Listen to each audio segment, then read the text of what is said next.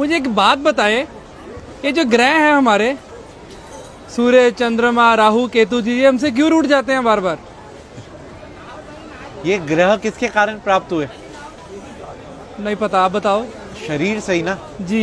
शरीर किससे प्राप्त हुआ? माता पिता से। माँ पिता से ना। माँ पिता कौन है? पिता सूर्य, माँ चंद्रमा। अच्छा। सारे ग्रहों की जो शक्ति है वो कहाँ से प्राप्त होती है? सूर्य से। जी। चंद्रमा से। जी। अब आप घर के ग्रहों को तो आप पूछ नहीं रहे और बाहर सोच रहे जा जाके सब ग्रह शांत हो जाएं, वहाँ पूजा करा लो, वहाँ पूजा करा लो, वहाँ पूजा करा लो। अरे कोई जरूरत नहीं किसी पूजा की। अगर आप अपने माँ पिता को प्रणाम करते हैं ना और उनकी सेवा करते हैं तो आपको किसी भी पूजा की जरूरत नहीं है। मतलब जो बाहर दान पुण्य करता है, किसी गरीब को, किसी नीडी को खिला रहा है, और घर में माता पिता को नहीं पूछ रहा, तो कोई फायदा नहीं दान पुण्य का भी। क्या फायदा ये तो बताओ। और मंदिर गुरुद्वारे जाने का भी कोई फायदा कोई फायदा नहीं। भाई सबसे पहले भगवान कौन है? माता पिता। जिसने अपने माँ पिता की सेवा कर ली उसने सब कुछ जीत लिया।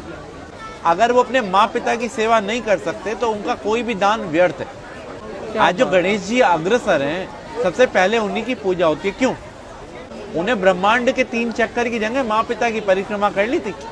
तो हम कैसे खुश कर सकते हैं अगर कोशिश करना चाहे कोई बच्चा? भाई अपने माँ पिता से पूछो उनको कहाँ जाने की इच्छा है।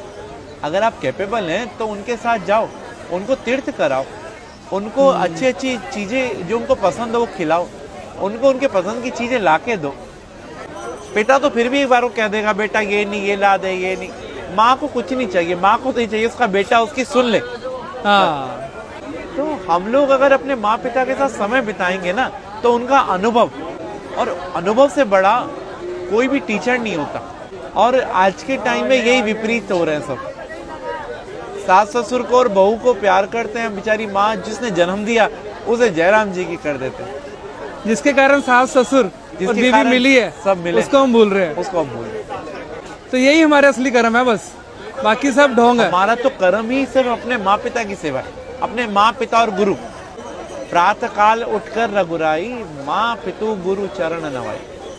भगवान राम भी सुबह उठते ही सबसे पहला काम यही करते थे। माँ पिता की ही सेवा हर एक मनुष्य ने करी और वो भगवान बना। अरे वाह। और फिर उसको कोई ना तो ग्रह तंग करेंगे और ना ही कोई पितृदोष होगा और उसके पूर्वज भी खुश, सब कुछ खुश।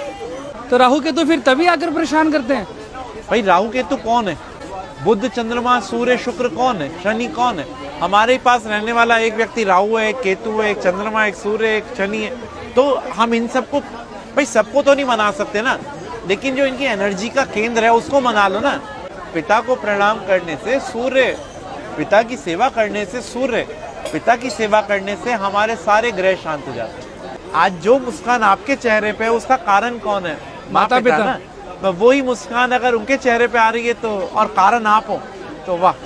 आपकी वाणी सौम्य होगी तो आपका बुध अच्छा है। आप अगर तेजवान है तो आपका सूर्य अच्छा है। आप अगर सौम्य है तो आपका चंद्रमा अच्छा है। आपकी पत्नी अच्छी मिल गई तो आपका शुक्र अच्छा है। अगर 5-7 गर्लफ्रेंड मिल गई तो और अच्छा है, है? शादी से पहले बाद में नहीं, फिर बुरा है। क्या बात है पंडित जी, आप जिस प्यार से और जिस इतनी आसानी के साथ समझा देते हैं ना, मतलब जो आज के भटके हुए समाज में आप जिस सही डायरेक्शन में डाल रहे हैं ना, मन खुश हो जाता है यहाँ पर आके।